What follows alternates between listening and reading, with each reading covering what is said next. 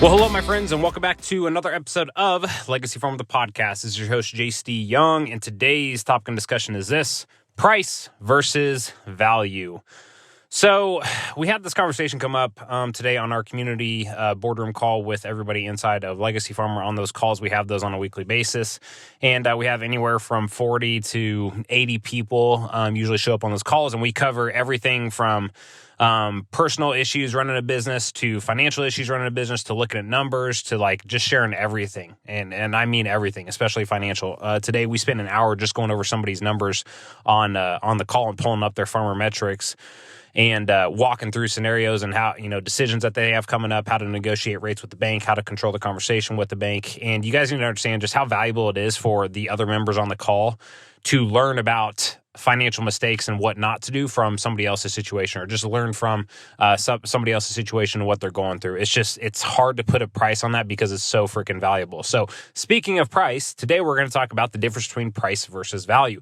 Now, my friends, there are two types of people in this world. One of those people make decisions based solely off of price. One of those people make decisions solely based off of value. And these two people are drastically different. Now, if you grew up in a small community like I did in Tribune, Kansas, most people there make, I don't know, 40 to 60,000 a year. And if you're making that, then you're doing good and all this stuff. But for the most part, there's one thing that, everybody in our small communities likes to bitch about, which is price. All right, price of things, price of grain, price of fertilizer, price of chemical, price of goods, price of whatever, right? You go down to the coffee shop and that's just what everybody's bitching about. Now, from one side, I see that, right? And we have to consider that the environment that person was raised in. When I was raised, I was always, my parents went through bankruptcy. So I had scarcity projected on me from a young age, right? I was with my parents when they got kicked out of their house. I helped us move into a small house in town. I helped us, transition and basically walk away from our life on the farm and the feed yard. And anyways, watching my parents go through that time of filing bankruptcy, they became very scarcity driven. They were constantly worried about price, constantly making financial decisions strictly based off of price. Now, the problem is that you can't stay stuck here forever. And here's why. Because if you are one of those people that are forever looking for products and making financial decisions based off of price, you will be stuck in scarcity forever. And I'm sorry, my friends, but people stuck in scarcity do not grow. If you're listening to this podcast, you're most likely a business owner. And if you want to continue growing, you cannot always be stuck in scarcity. Now, a lot of our members, when they first come into Legacy Farmer, some of them are stuck in scarcity because they don't know the true reality of their numbers. Well, we help them get all of that structured and organized and simplified to where they can actually see what their numbers are updated on a day-to-day basis if they want to. But we remove that scarcity by doing that, right? By actually showing the real position that they're in, instead of just letting the stories run inside of their head. Because a lot of those stories and a lot of those emotions we feel around scarcity, again, they were projected on us at very, very young ages. Now, the thing is let's talk about people that make decisions on value. When I look at making purchases inside of my life, or I look at making investments into business training or programs or software or development or my team or anything when it comes to business, in the beginning, I was concerned about price, right? But the thing is I had the wrong mindset on. I was still in the transition phase from the projections I had on me when I was young, and I was transitioning from the scarcity to abundance mindset. And again, if you're stuck in scarcity, then you make decisions based off of price. If you're in abundance, then you make decisions based off of value. And when you make decisions based off of value, my friend, price goes to the wayside. Because somebody who's focused on value sees the value that this product, this service, or this experience is going to bring into their life, not just immediately, not just this year, but several years down the road and decades down the road. Okay, so when I'm investing in a piece of equipment, or one of our members is investing in a piece of equipment, for some reason it's really easy for us to go drop 200 grand on a piece of equipment, but yet we argue over small household expenses that actually provide value to our family. You see what's screwed up here? You see why people have this wrong? I also find it funny that people, talking about spending $150,000 for a college education, everybody's like, well, yeah, that's a great thing. Yeah, you should absolutely go do that. Well, think about how we've been conditioned to think about college. We've been conditioned to think about it as giving you value that will serve you in the rest of your life. How many kids that have graduated from college in the past 10 or 15 years are actually utilizing that degree that they paid hundreds of thousands of dollars for? I don't know very many. I mean, I definitely don't. I paid over $100,000 for my college education. Okay. And it actually taught me nothing. Going out and building a business is what taught me what reality actually is. College teaches you theory, business and real world teaches you reality, right? But again, think about how we're conditioned to think about that. We have no problem. It's like it's common practice for us. Yes, go get your college education because it's going to bring you value for a long time. That's not reality, though.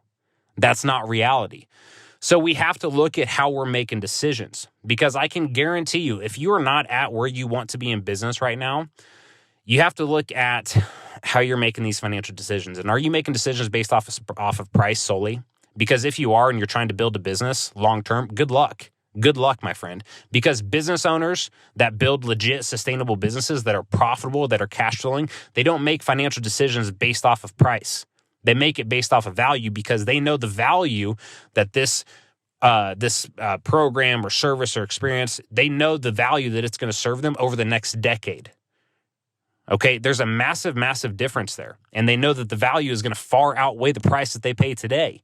And you need to have this mindset when you're looking into building your business, because again, the people that are trying to make financial decisions based on price, they're stuck in the now, right? Versus people that make decisions based on value, they're long-term thinking, right? So for me, I have no problem going and investing in a mastermind or a product or a service or whatever and spending 30 to 50 grand, because I know I'm going to get that back over the long term, right? It's going to provide me massive amounts of value over the long term. So you have to really consider this, my friend, again, when you're making decisions, and you have to consider this on the people you're surrounding yourself with as well. Okay, because again, if you make these financial decisions based off of price, it sucks. You're stuck in scarcity. It even sucks more for like these seed salesmen and people, people that are salesmen inside the ag industry, because when you try to compete on price, it's whoever can get to zero the fastest. Like, it sucks. Like, that's not what I want to do. And that's not what we do in Legacy Farmer. I'm going to tell you this straight up. We have, in the past 3 years, we've had more than 2,800 applications come in. And on top of that, we've had multiple messages and people reaching out via email and stuff like this.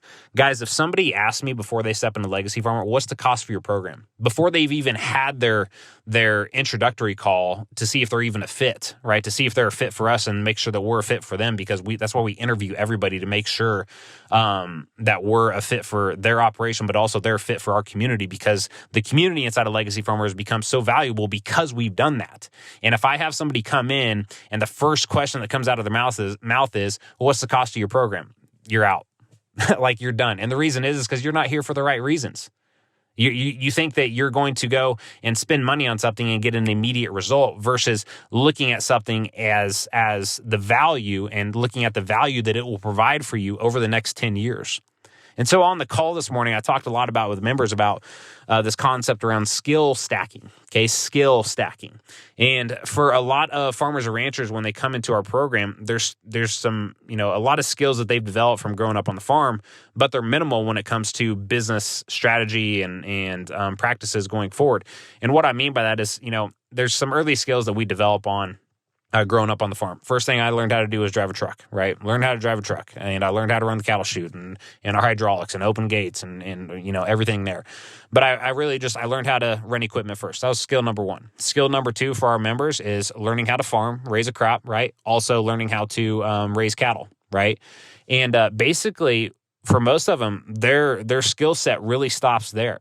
And for a lot of farmers and ranchers, their skill set stops there. When it comes into learning how the bank analyzes your farm operation, how you can negotiate interest rates, why loan structure really matters, then we transition into cash flow projection and actually analyzing your cash flow on a month-to-month basis and keeping track of where your income and expenses are at, projecting out your operating line of credit and being on top of your interest rates so that you become a grade A credit to the bank. And now the grade A credits get to negotiate interest rates and get the best interest rates out of every customer in the bank, straight into bookkeeping processes and systems, straight into tax planning and strategy and implementation, straight into legacy and estate planning, straight into team management and accountability and culture and things around that area as well, straight into task management, right, and managing a team and making sure things are getting done daily and they're structured and they're organized and really building a legit business. Can you see how many things I listed out there? right? But again, a majority of farmers and ranchers, they're stuck at, I know how to run equipment, and I know how to raise a crop. Okay, that's great for stages 1 and 2. But in order to build a generational business, which is what a majority of our members want to do, we have to develop the skills in these other areas. And how you get those skills, you have to make investment decisions based on the value that you're getting. Okay, so inside a Legacy Farmer, we invest and we build all of those skills into our members. We show them the roadmap. We walk with them, building up all those skills that I just listed out. And a person who comes in who's trying to figure out how they can develop those skills the fastest and the cheapest, right? Making that decision on price, you're going to fail. It doesn't matter if you pay us or not. You're going to fail because you're looking for some quick fix. Whereas the skills and everything that we're developing inside of our members and inside of our community, it's going to provide them so much value that it's going to serve them for the next 10 to 20 to 30 years and then on into the next generation. That's our target. This is why it's called Legacy Farmer. So again, my friend, I just challenge you. You got to have the long-term time perspective when you're making financial decisions. You got to make decisions based off of value, not price. I get that other people in your world right now might be stuck on price, and maybe it's because they're not a business owner and they're an employee and they make $40,000 a year. Yeah, those type of people, good luck. You're going to be stuck in price the rest of your life because you're maxed on your income. Whereas if you're a business owner, your income can be what you want it to be. You have opportunity there. So you need to be making decisions and investing in products or services or experiences that are going to add massive value to your operation, not just this year, not just this 6 months or right now, but literally how can I invest in things that are going to allow me to stack up skill sets that are going to serve me for the next several decades that I can then pass on to my kids as well. So I can make sure that I'm building a multi-generational family farm operation.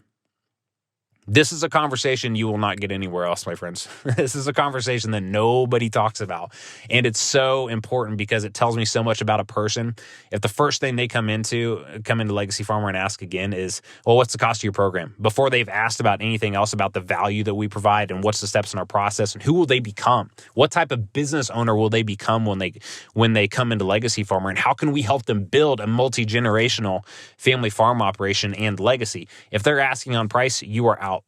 You are out because the reality is you're not even going to put in the work. You are not going to put in the work at all. And I know this because I used to be that guy as well. Guys, I was an employee at the bank. So I had to make this transition. And every time that I made a financial decision based on a price, never worked out because I was looking for some quick fix. I was looking to get something done right quick. I was not looking at it through the right lens. I was trying to pick up a skill and pay the cheapest I could to get that skill. That's not how things should go. Okay, think about it's no different than you're looking at your team members and trying to look at them as liabilities, like they're an expense, and you're trying to get the greatest amount of output from them for the cheapest cost. Like this doesn't work long term. You want great people on your team, you better pay them well and treat them like an asset on your team, and you pay assets well. It's no different than making decisions when you're investing in a product, service, or experience. How much value is it going to give me? How many skill sets is it going to help me build? Because all these skill sets that I referenced there a little bit ago, my friend, they stack on top of one another. And the further up you get, the more well-rounded business owner you become, the more experience you have, the more equipped you are to really lead and build a generational operation. I'm not even joking with you. You can go talk to any other big business owner out there. They will tell you this. And people in that position, if they don't have a skill and they know they need a skill to get from level 1 to level 2, or maybe it's level 10 to level 11 in their business, the price of attaining that skill is irrelevant. How much value will having that skill give you long term? And I can guarantee you when you look in that perspective, the value will always far outweigh the price.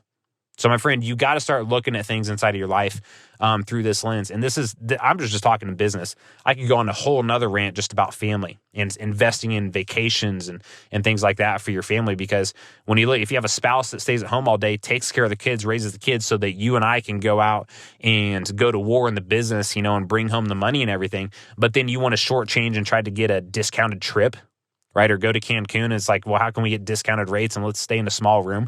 What type of value are you giving your family in that scenario? Are you really valuing them? Right? Because otherwise, if you truly valued them, then you'd want the experience to be amazing. And you would know that the price is irrelevant as long as the value is there. I don't care about the price. I care about providing an outstanding experience for my family and something that the kids are always going to remember. And because that's where the value is. The price is irrelevant. The value is where that matters. And so again, my friend, there's two types of people in this world that make decisions. One of them makes decisions off of price, live their entire life stuck in scarcity, never going to be enough money. I'm capped here. I can't make any more money. I'm running out and I'm just stuck in scarcity, versus somebody who's in abundance. And the person that's in abundance is going to make financial decisions based on the value and the skill sets it is going to help them build that will serve them, not this year, not over the next 5 years, but literally over the next several decades on into the next generation. So my friends, that's my rant for today. I went a little bit longer on today's episode, but I hope you found it valuable. I hope it shifts some things for you. And that's all I got for you today. We will catch you on the next episode.